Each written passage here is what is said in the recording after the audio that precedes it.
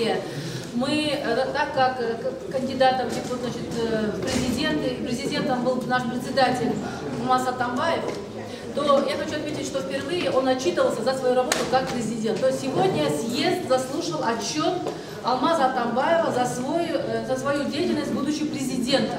То есть сегодня все партийцы слушали, что удалось выполнить, какие позитивные задачи, что хорошего, что не доделало, что нужно дальше делать. Самое главное, что мы говорим о том, что мы хотели о системности. Почему передача мирным путем власти и был кандидат именно опять снова от нашей партии?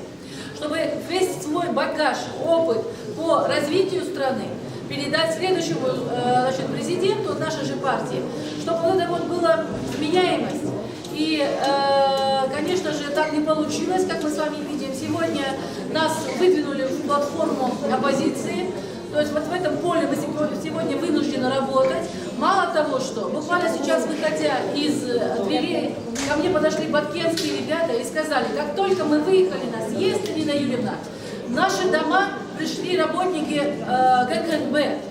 Я им попросила, напишите, пожалуйста, официально, потому что сегодня на съезде мы официально обратились к органам нацбезопасности, правоохранительным органам. Прекратите заниматься и вообще вторгаться в работу политических партий. Законом запрещено госорганам вмешиваться в работу политических партий. Они сегодня гоняют наших активистов. Все, кто поддерживает сподвижника Атамбаева, уже уголовные дела пооткрывали. Вот сейчас, можете этого баткенского парня спросить, он сказал, не успел выехать, уже в доме у меня ГКНБ шурует. Слушайте, это, конечно же, нас еще больше вдохновляет к тому, что мы правильным путем идем. Несмотря на то, что мы малочисленны, но я хочу сказать вам, уважаемые журналисты, партия не раскололась. От партии откололись те, кто пришел ради мандата, ради карьерного роста, потому что очень многие в нашей жизни привыкли поближе к верхушке власти, чтобы какие-то получать преференции себе, привилегии. И вот как только партия оказалась в таких условиях, эти люди стали откалываться. А костяк партии он сохранен, и мы сегодня об этом говорили. Ну и, конечно, все выступающие сегодня поддерживали. Мы приняли резолюцию по работе Алмазбека Атамбаева, будучи президентом. И самое главное, мы аннулировали старый политсовет и приняли новый состав политсовета. И Алмазбек Шашенович обратился сегодня к делегатам, что еще дополнить.